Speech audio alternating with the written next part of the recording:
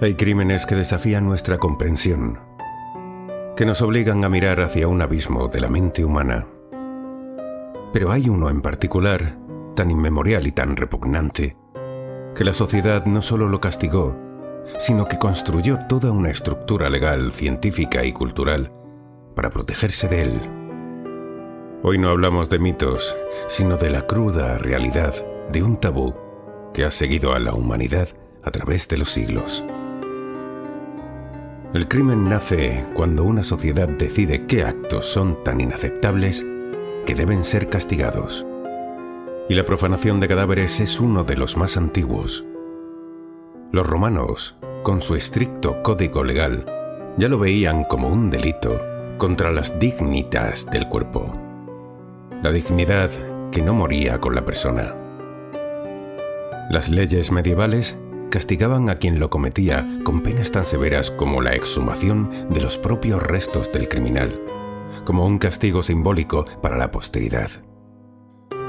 Esto no era un castigo para un crimen teórico, era una reacción a una realidad que las autoridades conocían.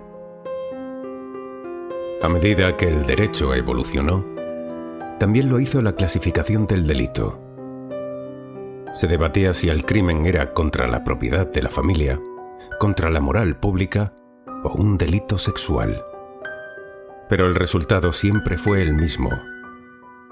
La necrofilia fue criminalizada porque la sociedad sabía que era una posibilidad y que las personas en su locura podían llegar a ese límite. La ley no era solo una lista de castigos. Era la primera línea de defensa de la dignidad humana, incluso en la muerte. El siglo XIX fue la era de la ciencia. Para avanzar en la medicina se necesitaban cuerpos, muchos cuerpos. Pero las leyes lo prohibían. Esto dio lugar a un mercado negro sangriento, controlado por los resurrectionis o ladrones de cuerpos.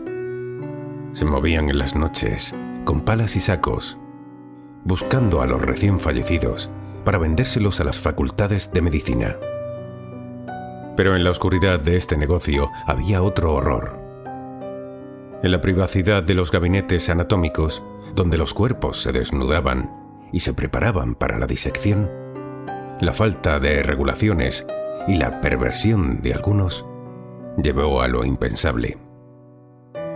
No hay crónicas periodísticas de la época que lo relaten abiertamente, pero los rumores y las historias que se susurraban en el mundo médico hablaban de una realidad más oscura.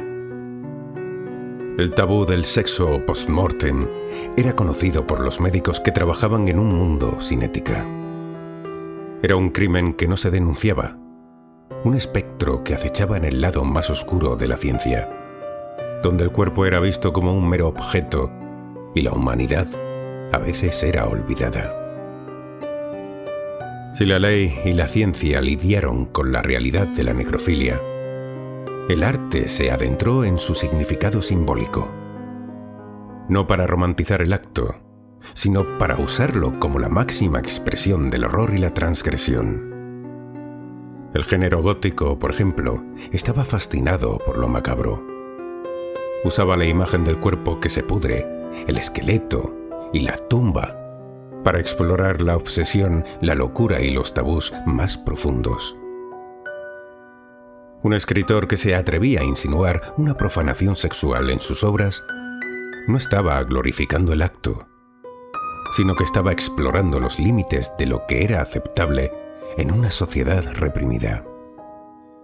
El arte, a su manera, nos obligaba a mirar a la cara de ese horror. Las representaciones del esqueleto o de los cuerpos en descomposición en la pintura, o la figura del ser que regresa de la tumba por una obsesión enfermiza, no eran solo fantasías, eran reflejos de un miedo real que la sociedad ocultaba, pero que la pluma y el pincel no podían ignorar. El arte se convirtió en un espejo de nuestra propia perversión. La historia de la sexualidad post-mortem no es una historia de mitos, sino de la constante lucha de la humanidad para protegerse de su propia oscuridad. Un tabú que se repite en los códigos legales, en los pasillos de las universidades de medicina y en las páginas más oscuras de la literatura. Es un recordatorio de que incluso en la quietud de la muerte, el cuerpo no siempre está a salvo.